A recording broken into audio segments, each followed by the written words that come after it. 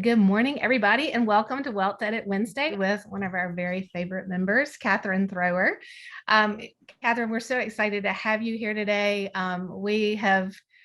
Katherine is like one of our OG Wealth Edit members who has like lived each step of the way with us. But not only has she become a good friend, she has been a great sounding board for us and giving us feedback at the Wealth Edit. And now Katherine has launched her own new endeavor called Workshop, which is in West Homewood and in this really cool space. And so we're super excited to have her here today to kind of introduce what Workshop is and just share with everybody all the things that you're working on, and also to share with everybody kind of how you've interacted with the Wealth Edit, because I think like you're our person that we would love for everybody to like emulate. So anyway, welcome, Katherine. And why don't you just tell us a little bit about you and who you are and what you're working on? Okay, well, that's a big question. Thank you, Emily. Thanks for having me this morning. It's been so fun to kind of travel along with the Wealth Edit so I guess it's getting close to a year now. Is that Yeah. right? Yeah. Maybe a little bit over a year, I feel like, because you were here at the beginning of last year for sure. But either way, you've, You're right. You're right. My years are already mixed up. So yes, it was March 2020, wasn't it, when you yep, launched? that's Not right. 2021. So, oh my goodness, almost 2 years. Oh, last night I was watching This Is Us. I don't know if anybody watches that, but that's just one random show I'd kind of watched over the last few years. And all the siblings that have these ongoing dramatic stories were kind of in the dumps, but they said, look how far we've come in the last 5 years. And when they really thought about it, they saw like this huge growth that they'd had, even though Mhm. they had a lot of ups and downs. And I was thinking about that, and I was like, in 2 years, a lot really has happened, and Yeah. so it was kind of encouraging. But yeah, so let's see. I'll just kind of tie it along maybe with that timeline from a couple of years ago, because that's when Mhm. a lot of big changes happened for me and when I got to know you all. So I have a background in marketing and business administration. And I really did use like my education in my real jobs, as have gone through a number of different kinds of jobs over the last 25 years. And I had kind of a long career in one marketing firm, some time at home with when my When my children children were young, and then kind of a fresh start about 5 years ago in a position with Momentum Women's Leadership, and then and starting a new business of my own in the last 6 months. And it was kind of neat. I was feeling a transition coming on a couple of years ago while I was at my last job, and it was right when COVID hit. And my job was actually very busy. We had to pivot from on site events that I was putting on, planning the logistics and programs for, to all Zoom events. But we were lucky to have an audience that was really craving, what they were involved in. So it was actually very busy, and it was nice to have that purpose kind of when COVID got going and I had things to really dive into and work on. But over that time, after about a year and things were starting to come back to in person, my life had changed so much that it was hard for me to mesh the work schedule with what my family's new normal was. But I'd had a kind of a vision to have a home base where I could host meetings and events for others, where I kind of already have everything set up, 95% of what someone needs to enjoy a meeting space, and I've thought through the details. And I love creating an environment for other people to learn and grow in. And I thought if I could just have this home base and people come here and I kind of get to stay in one spot and do that, that could be, a win-win. And so I found this space in West Homewood, because I was looking for a reasonable place that I could afford to build out how I needed to, and could have affordable rates for people to rent, um, and to hold events that I would eventually plan. And so I needed it to be in a place where the real estate was, gave me the ability to do that. And so it's right also where I live. And so that kind of worked out for me to build out a space, have a space that has kind of an entertaining kitchen, and then me have a separate office. And that had been my vision for a long time. To have this home base, also to have a creative office where my brain could grow and think and have sunlight and like have new ideas. I even had this vision to kind of just have a place where I can invite people to where they'd want to come to my office and talk and create things. Coffee shops are great for that, but sometimes I just felt like I needed this other spot to make things happen. And it's like I could see how it might play out. And so it was neat to eventually be able to make that happen. And so when I was thinking about those things, and I'll go cut back to a year in there, that month while I had that year where I had so many ideas swarming, COVID hit. I had a little more time to think about hard and exciting things. And I'd met Emily and Lauren through different avenues the year before, hadn't really gotten to know them that well, but enough that like we were keeping in touch. And so I started seeing friends of friends following this thing called the Wealth Edit on Instagram. And I say this in a good way. It was all people that I thought really highly of, that I thought were doing neat things like in their lives and business and the community. And I thought, well, if they're interested in this thing, I want to see what it is. And so, then I started following, and when you opened up a membership kind of time, I thought, well, what do I have to lose? I was lucky at the time, at that early COVID time, since I was working and I was sitting at a desk and at a computer a lot. I was kind of ready to easily hop on to the Zooms that you were doing. So it did suit that time in my life. I know a lot of us, on this call, we just go through seasons when we are able to flip on a Zoom or throw in the, headphones and do that. And I want to say there too, if you fall off for a month and then, or 3 months, and then want to come back in, it's sort of like how they say at church, like, we want you to come back, take the time you need, but come back when you can. Don't feel like a stranger. And so, I've gone through months where I've listened to every Wealth Edit Wednesday, and then, I've missed a month and then come back, and I'm just always glad when I do. And it was just a really nice time when Wealth Edit was getting started and you were forming some of your first groups and book clubs. You threw me into a group of 8 women. We were from different parts of the country. A few people lived in Birmingham where I live. And then, but one friend was in Florida, one in South Carolina, different places. And we just all clicked. And we, at the beginning, either Lauren or Emily would kind of drum up a topic for us to talk about, and we would talk every Tuesday morning at 8 o'clock for 30 minutes. And we just formed a nice friendships where we just look forward to that 8 o'clock phone call to kind of get us going for the day, get our brains thinking about some new things. And then we ended up reading 2 financial related books together, and we met for almost a year. And then I still stay in touch with Carrie, who I think is on here, and have connections to the other people that we can reach out to each other. And I'm dying to get to Palmetto Bluff, where one of the members works. So I'm like, we still need to have a retreat there.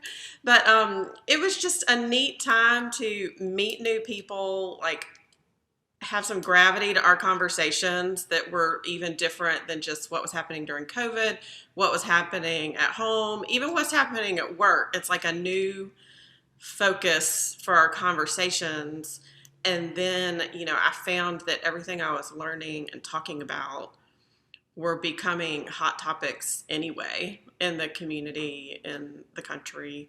Um, and I've had this knowledge to be able to like have nice conversations, and just learn how to talk, to speak well on some of these things, and encourage others to do the same. So I don't know. That's a lengthy intro about some of that, but and then yeah, I'm sitting here in workshop where this new spaces that I've developed, and I've been hosting private events here where it's kind of been nice.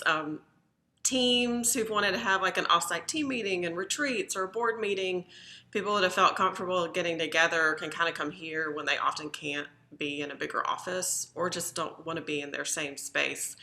And they've really enjoyed just having a different table, chairs, sunlight, and a new space to kind of have new creative thoughts. And then in a few weeks, I'll be launching public workshops that I've curated and put together on personal and professional topics, where I think it'll be a neat way for relatively small groups, like the classes will be like 12 to 20 people, to just enjoy learning new things together. So, Catherine, I love that. And I think you did such a nice job. It's one of my favorite things. I know, Emily, and Emily, thank you for starting this call. I can never start as one of these Zoom meetings for whatever reason, but I just want to say, after knowing Catherine for 2 years, through the Wealth Edit, she's so thoughtful about every detail. So it's been exciting to watch workshop come together in such kind of like it just seems like such a nice, and being an entrepreneur is difficult, but like the way that you think through things makes it seem very much like it has a nice flow to it. And I don't know if you just want to speak to that for a minute, like how you transitioned from a career at Momentum to workshop and some of the things you thought through as you were making that change. sure. I think one of the things I always like hearing on these Wednesdays is sort of that case study of just how people, the process that people have gone through. And so, first I'll say at Momentum, so we had when I started, we had a 3-person team. We grew to a 6-person team, but it was kind of a small but mighty team that did a lot. But we had an excellent leader in April Benatolo that had such vision and was so thoughtful about our team that she really wanted to help individually develop us as we were also developing the company.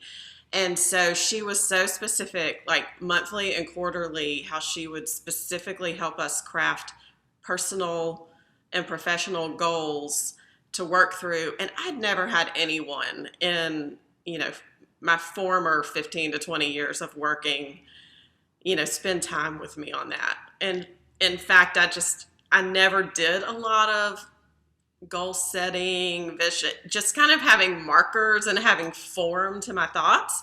And so she was really helpful in helping me learn how to do that better. I'm a work in progress because it's hard for me to, I like to think about the beginning of all those thoughts, and it's really hard for me to carry out all the steps. So anyway, I will say in that time, I'd expressed to her that I wanted to learn how, so we were starting to put on some webinars and smaller, more personal workshops for the women that were involved in our programs. It's like more casual type things. And I said, well, I'd really like to focus on those. I've enjoyed getting to know like creative trainers, coaches, and kind of crafting interesting topics that I think some of the people that participate in Momentum would want to learn about. Can I focus on that for the next 6 months? She would say. And she helped me. I said, well, I've loved what I've been doing. I am getting weary of it. I've kind of like streamlined it a lot, and I think I could train somebody to do these things that are kind of weighing on me, and I'd like to have some space to try new things. And so they helped me transition like out of certain things so I could learn things, because That's what a good leader knows is they need their people to be growing and being fulfilled to want to stay and be a part of what they're doing. And then they also know that sometimes they're going to help grow people that are going to move into different things. And so they helped me grow and do that. And then I was starting to think about workshop. And at the time I was part-time, but we all know part-time still feels like full-time. And so um, I said, I have this opportunity. I found this space that's kind of like this thing I've been longing to do. I'm going to proceed here, but would Momentum partner with me to hold some of your events here? And I was trying to hold both, a new project and the old job, but they were always very supportive. And they kind of hung with me and helped me get going. I'm sure they knew that it was, my days were probably numbered, but we just kept a real open dialogue there. And I know in certain companies you can and can't do that, but I'm just so thankful that I could. And it's sort of like I just wouldn't want to be somewhere where I couldn't do that and be pretty honest with my team. And so that was just one thing that was so nice for us to be open with our goals, where we were wanting to go and grow. And then they helped me transition out. And then they were like my first client. And so, I mean, you can't ask for more than that. So I just would always encourage people to keep up those good relationships and be honest, because there is a way to kind of maintain those relationships. And maybe I'm still helping even my old company grow by partnering with them on some things now. I just get to control them in a new way. So that was a really nice thing. And then as I finally, I was trying to juggle two big things at once, and I went too far trying to do that. And at the beginning, in June 2021, I think I was having that panic attack where you almost feel like you're having a heart attack. And I said, I can't go one more day with trying to juggle all of this. And I hated that I came to that point. But I was really feeling like the physical stressors and the emotional weight of trying to please a lot of people, trying to be excited about my new thing, and trying to take care and be so considerate of my old team. And I thought I was about to have a heart attack. It was a Monday afternoon, and I just immediately called my employer, April, and I said, can we please talk tonight?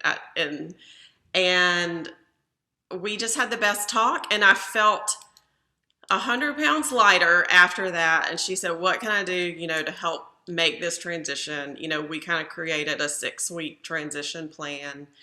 And it was real hard to say those things out loud and make that final call. And I'll say I waited too long to do that, but I am glad I finally did it, because I still know after I described how I finally did it, I know it meant a lot for other friends or people I've worked with, just to also face that reality, just in big decisions that need to finally be made.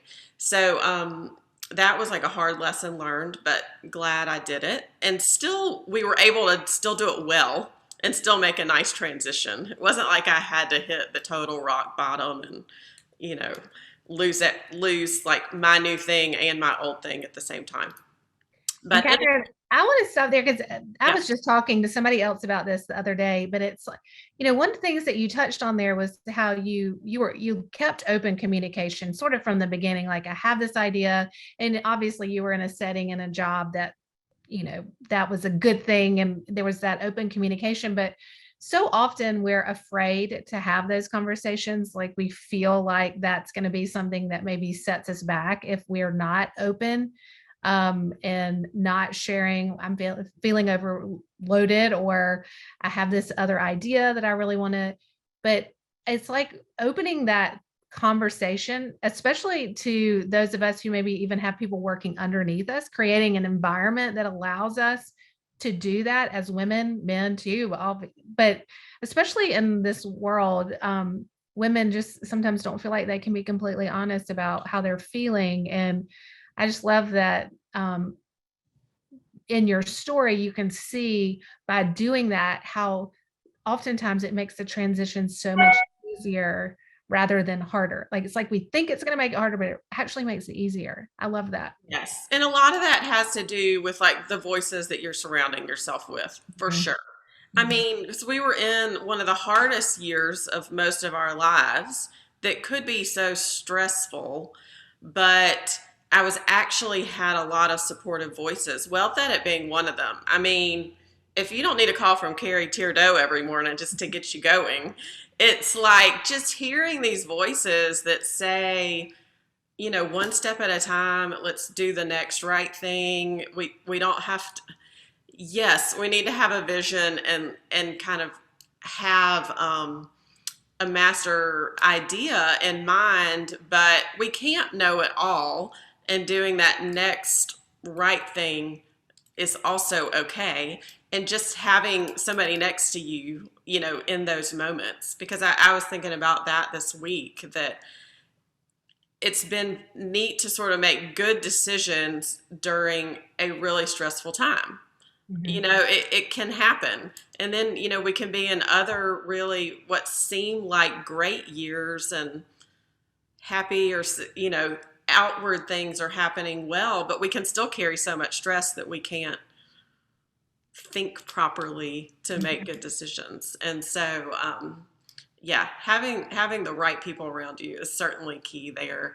I have a 23-year-old um, part-time person helping me do some things, and she's working through different part-time and freelance and potential full-time options, and it is hard to find that balance when you're helping your team be open and have communication, but also like make wise decisions. Sometimes, you know, it's not like my old former boss was saying, Catherine, I just want you to do what you need to do. I mean, she was also helping me be wise and say, you know, for her company and for me to say like, well, what if we helped you grow and you could stay here for a year and then you could go do this, and maybe that would help both of, I mean, they're just different ways to accomplish some of these things um, that, you know, can be wise. So Yeah. I love that because it's not like there's only one path forward. there's not only one path Yeah. forward. Yes. And sometimes we do have to help each other think about like, you know, managing some risk and you know, thinking through the bigger options. And so yeah, so that's kind of where some of the things started, and then I'll share a few specific ways about. I mean, I'm a small business; it's me, and so um, I just had to walk through. Like I had to think how my brain and my personality type could handle like what all these steps were to make this happen.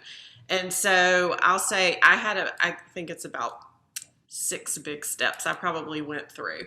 And so that first one was transitioning from an old job to a new job and using my old coworkers to help me do that. So not only was my former boss very helpful, but a couple of the women, one of them is sort of a professional coach and sort of thing. She helped me walk through kind of a lot of my goals, vision, business plan kind of thing. And so using your network to do that is hugely valuable. I thought I knew a lot because I've been in so many startup type companies, but when I was doing all my own, I mean, it was sort of this whole new thing. So I'll say I probably started with more of a vision than a business plan, and then regretted that later. Did not formally kind of make my business plan very well just because I thought I knew what I was doing. But I did have a very strong vision and a pretty good outline of what I felt like I needed to do. So I took my vision, and I had a friend that I'd met 10 years ago that is a um, graphic designer and brand identity kind of designer, and that's Sarah Robbins Powell. Some of you may know her. She's one of the stationery designers for, it's come to me, the stationery line. It'll come to me in just a second. Dogwood. Yes. Dogwood. Yeah. So she used to live in Birmingham. Now she lives in Huntsville. But I'd met her about 10 years ago designing another project.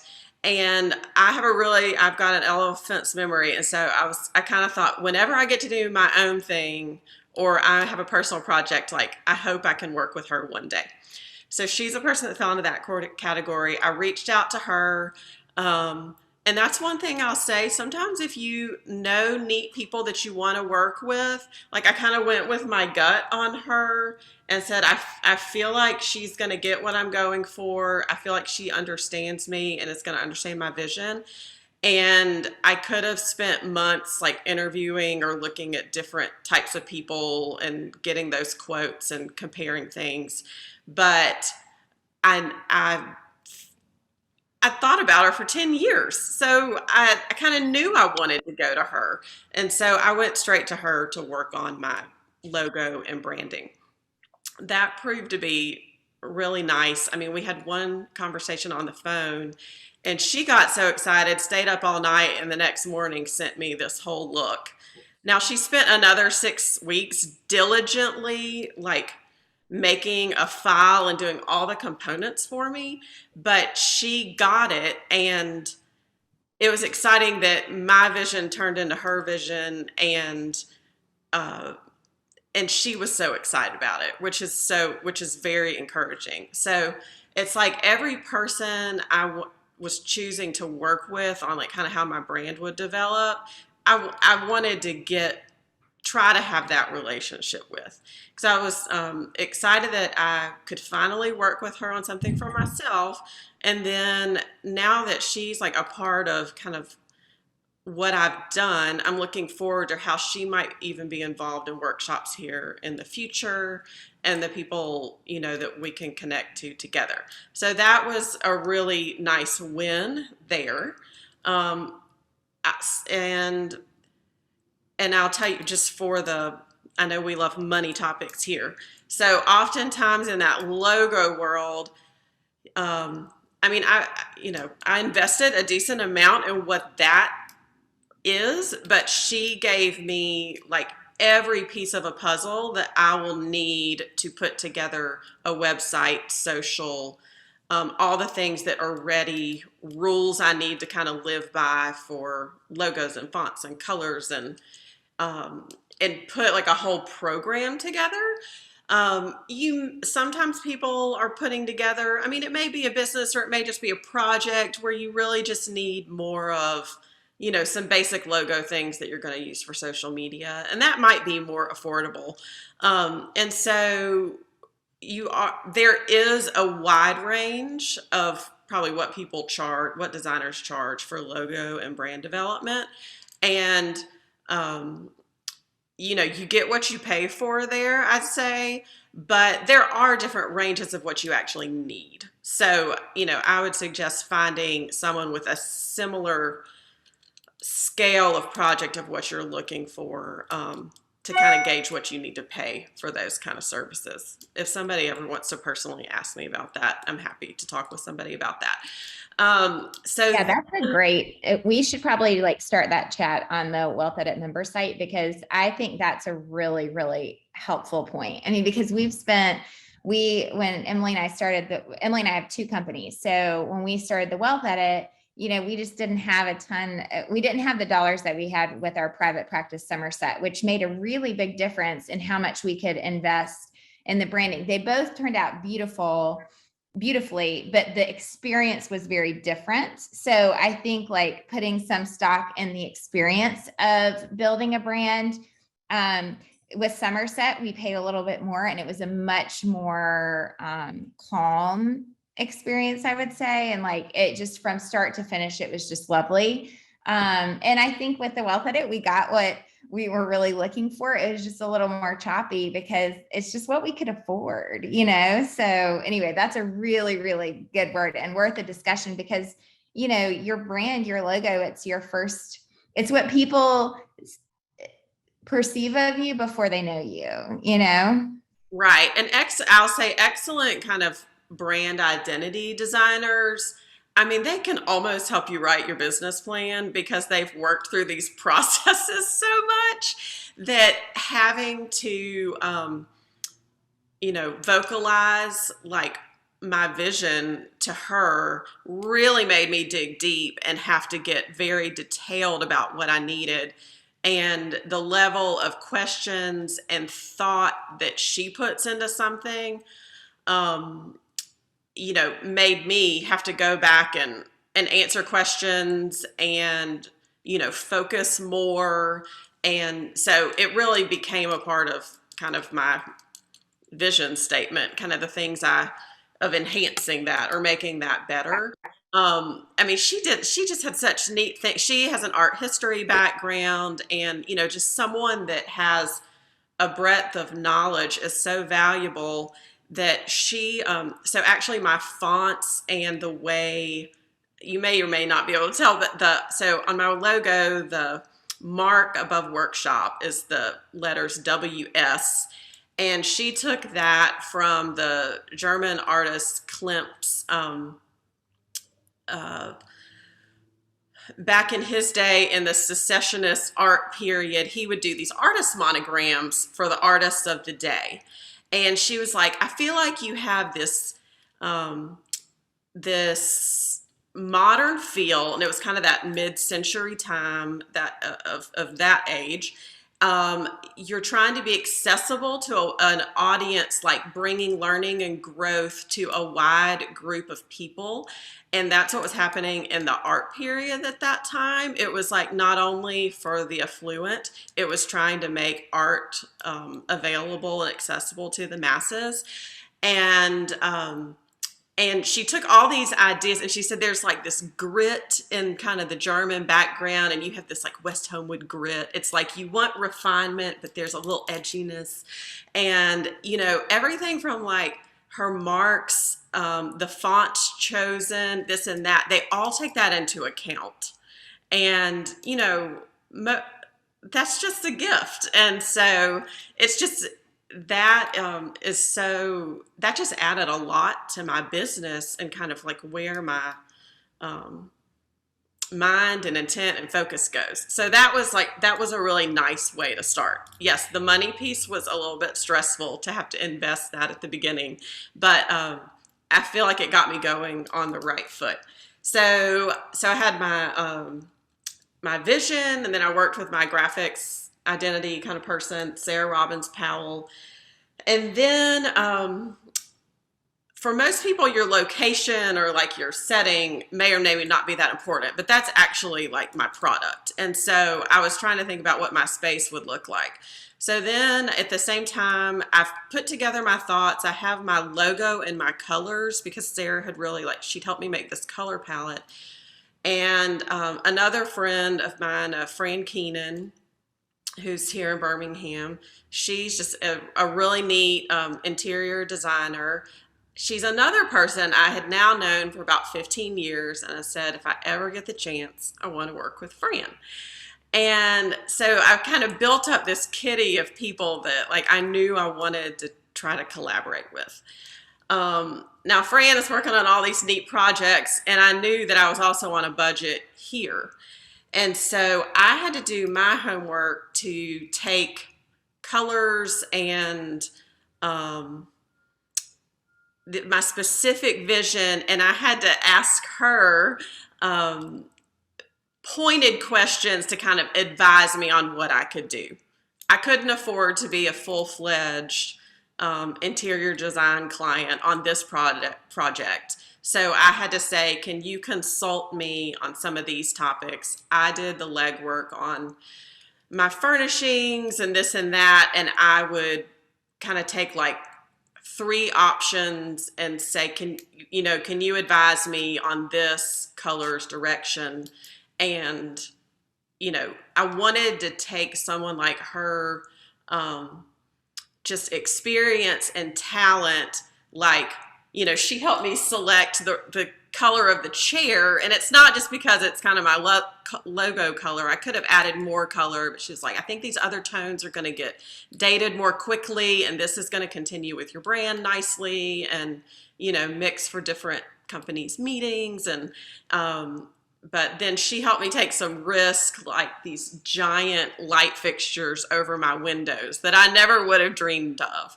Or, I had a vision that I don't have closets in this room, but I wanted a place for me to store things, and for my regular trainers to be able to store their things. So I've made everything in this room is on a caster, and it can be moved around. And I've got these storage shelves at the back of the room. And Fran said, well, let's put just a beautiful, simple curtain in front of it. So then you've got this nice backdrop, but it's easy to access. And so she helped me figure out how to, like, let's hang this simple sign in the background, but it's on a hook and we can take it off if somebody needs a new background. So anyway, I had to figure out a way to mesh some cool design and what I could afford, and implementing that into the space. But that elevated the space in a big way. And so that was, and then there's other things you can't really see right now in this view, but that she helped me just make some interesting choices that make it feel really special and different from other places. So, and y'all tell me, I know we're getting kind of late, so tell me if I need to stop. No, you're good. I mean, all of this is so great. And but I will say this, about working with Fran or somebody that you love, oftentimes it's just asking. I mean, if there is that person that's like your dream person to work with, and that your budget doesn't necessarily coordinate, and you can't do the full services, just ask. And sometimes, we've had this happen before where we've asked and it wasn't a good fit, and that's fine. We always laugh. We're not easily embarrassed, so we're happy to ask. But oftentimes there can be a referral to somebody to say, you know what, I can't do this right now, but this is somebody that I love and I endorse. And so, but half the thing is just having the courage to just ask and say, I know I'm not your traditional full service client, but I love your taste and I'd love it if you could help me. And so I love that you did that. Right. And on that note too, I don't like asking people for freebies. And so I won't say I don't like to, but I hope that people will eventually pay me what I'm worth. And I love to pay people what they're worth. And so I don't ask for discounts. I don't ask for this, but I want to say, this is what I can do. What is a partnership where I can do this legwork? And if you could advise, and, I pay this normal rate, I'm just asking for, a certain amount of time. So I would also encourage that, because I've just seen it be fruitful, like tenfold other ways. And I'll be honest, I just have to pray that working through those relationships and paying other people what they're worth is eventually gonna, come back here. So it is. It totally does. I mean, I think that's such a good, and I think to Emily's point, and what you did so bravely is to ask, is that, there's some really great referrals out there. So if it's not the person, this happens sometimes to us at Somerset. We love being people's first call. And sometimes people say, oh gosh, I feel bad, I've wasted your time. And we're like, no, you haven't. We love this, because you never know, it's just like kind of how you talked about, like using your network, like to kind of help out as you were building workshop. You never know how and keep maintaining those great relationships, even through maybe leaving, is so important, because you never know when it's going to come back around. You never know when momentum's going to be your first client. They're advocating for you, or, if it's not this moment if she didn't have the time for some reason, which thankfully she did, the space is so beautiful in person. And I highly encourage everyone to look at it and go visit and call Katherine for the space. But I mean, you can see how it just kind of all comes together. And I'm sure she was so pleased that she was your first call, I guess. Yeah, there are things you don't want to beg for, because you want it to be good for everyone. And I wouldn't want to not be able to do enough where she wouldn't kind of want to say that she did it. I mean, Like if you can't do enough to like have it be your Yes. thing, then that's not fun either. And Yeah. so, but yeah, there's just like you say, asking somebody you trust can also lead to a great referral. I'm glad you said that. So my first big job I ever had, the company where I worked for 15 years in my first big career, um, the man I worked with, he had been at another company where he sold one product, and he was their best salesperson. And he said, I knew these people needed all these other things, but I couldn't sell them to them. But I would just always help them find someone where they could buy it. So eventually, when I started my own company, they were trusted me in my recommendations. That they then came to me when I started a marketing firm, and I could do all those things for them because I just helped them do it before, just to be helpful. And that's why our company then became successful, was because we just helped them meet those needs, whether it was us or someone else, and it always came back around. And just yesterday, I had someone ask me, to rent the space for a 70-person party.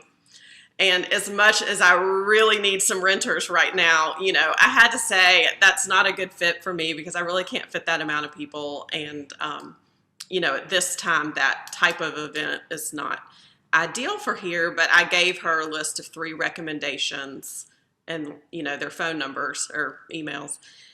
And she wrote me back and said, thank you so much for being, helpful. And so I just gave her recommendations, and I said, I hope you'll consider us for one of your smaller meetings. Da, da, da, da, da. And that just, you can like tie that up with a bow, help someone, and then, you hope that is helpful later on. But so I'll go ahead. Oh, Lauren, were you going to say something? Yeah, I was going to say too, I think that's so helpful, now that I'm getting older every day, but I see a lot of things on, Instagram as I follow different feeds and different like business strategists. And there's so much about setting boundaries. And I'm not for not setting boundaries when I say this, but I think sometimes that gets a little mixed with like just doing the right thing. Like if you can take 5 minutes out of, if someone calls you and says, can I pick your brain or get a coffee? And you really just don't have the time, spending 5 minutes and saying like, gosh, I can't do coffee, but like, tell me what you're thinking and how I can help you right now. Cause we've got each other on the phone, or something. There's like a generosity in giving in that way, like giving of your resources or saying like, wow, this isn't a fit for me right now, but please consider me. And this is where I would go in this bigger event space or whatever. It's just the generous thing to do. And I think some of that's lost. And I think maybe it's just found in being older and having a lot of experiences like this now under my belt and realizing that's just kind of the right thing to do. But I didn't want to leave this podcast without saying that, because there's a lot of advice out there that says like set boundaries or know what you do. And it just kind of stops there instead of saying like, oh, but I could take 2 extra minutes and help guide this person in a way that is relevant or helpful that will probably come back in spades later for me and my business and what I do. So. Yeah. And so then I'll quickly say after that, so let's see, I talked about working with Fran, and then I was putting together the pieces of what my website would be. And because I'd done so much work with Sarah Robbins on that logo design and the pieces, I went to a web design group called M Modern, 2 sisters, Tyler and Mackenzie, who I had admired some of their other websites for. Again, they had actually done my husband's site about 6 years ago.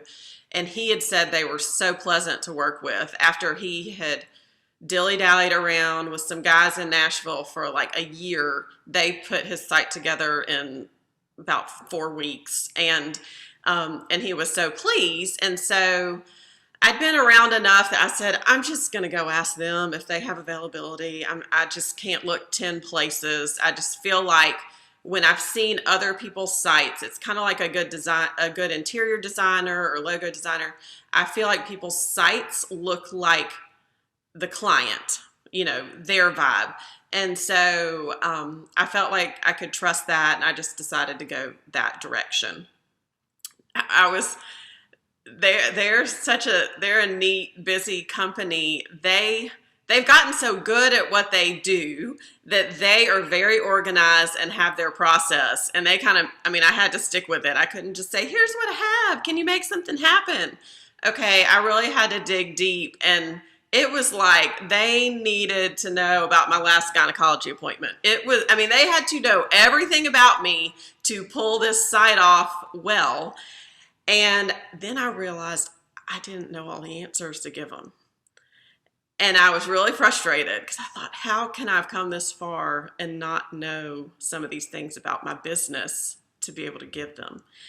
And I had to take a few steps back. And I had also seen a number of people work with Chelsea Heslop at Fetch Marketing. And I finally called her in just like a panic saying, I have brand identity and vision questions. I can't figure out for myself. I'm so overwhelmed, and I can't figure out how to finish all these steps I need for my website. People keep telling me I should call someone like you, and I was trying to figure out the right person to ask for help. And so she talked to me about some options, like whether it was her or someone else or this or that. And I ended up needing kind of someone that's specifically on this brand identity piece to help me focus, to lay out how I would describe, to my audience, how all these processes needed to work, and to be like my translator to the website people. It's like that is a gift, being like the in-between person to get you there. And so that was one more critical piece I really had to have. And so someone like Chelsea, I've seen her do it with other friends' companies, just helping guide your focuses into these lanes so that, Lauren, like you were saying, you know when to say yes and no, and you know if things fit your lane or not. And that has been invaluable for me to just say yes or no to certain opportunities and decide what I'm offering to clients. And, I'll be going down a path and she'll say, that's not really your audience, Katherine. Like, I know you could do that, but let's rein it back in, and saving me a lot of time and stress there. But I did figure out that I needed that interpreter to get me to the website and to get me to my customers. Probably eventually with more time, I could have fleshed some of that out. But when it's just you, my brain started not working on all cylinders. Like I needed that help. And so that was just another big piece I didn't realize I was going to need that I had to go back and add. But so she helped me get to the website. She's helped me create a marketing strategy. And then while she has helped me create an amazing strategy, it's still up to me to implement it. So, don't judge me by my Instagram, but it's getting there. And it's just, I have to be able to have the time to put all the pieces together. But that was just a huge piece for me. And then, and that's kind of where I am right now. So I've been for 3 months hosting private events, and then next week, it might be like the next week, but my website's supposed to launch, which is my vehicle to show, offer, and sign up for public workshops that are happening here. So that's like a whole piece that I haven't been able to offer to customers yet. And so now I'm kind of like in a new strategy part where I still have never even sent out like a customer email. So like that's about to start, like a new kind of social lineup's about to start, and just trying to get people into these classes is kind of my next phase, all while everybody's, home with Omicron. And so that's just my other stressful piece that I'm trying to decide. Like I was starting to, my first class is going to be the last week of January. I'm like, do I offer the class the last week of January or not? Do I just try to let people sign up that feel comfortable coming. Do I wait maybe till February, till this big wait, So that's where I am today. I'm not sure where that decision's going to end up. But all that to say, and then I'll wrap this one up. So I have a piece where I'm trying to do private rentals here, public workshops, because I want to be this place where people are enjoying learning together. But all that to say, I've tried to build what's happening here, and this will probably be, another year away, but the platforms in a way that it can grow. So after I see how these things unfold, I'm building it in a platform to where I could add locations for, where workshops are held. So one thing I see is that there's going to be a lot of empty real estate sitting around after COVID. And because have been involved in some of that over the last 20 years of my life, in some corporate real estate, there may be an opportunity that I could literally just add another location of workshops, and an empty, conference room can become an event space. I may not even want to go into that, but I'm building the platform in a way that I could add that very easily.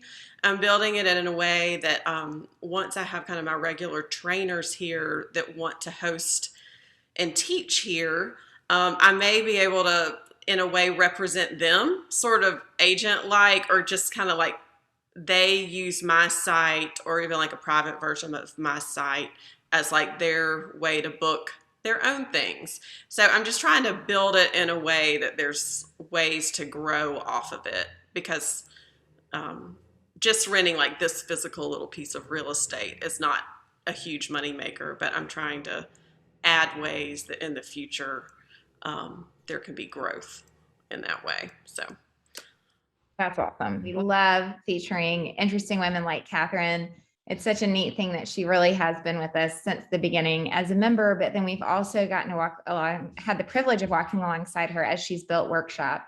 It's a special place, and Katherine is an extremely wonderful person. Definitely, if you're on a call here, we have some new members that are on the call this week. So reach out to Katherine through the network. And, if you have any questions about anything you've heard today.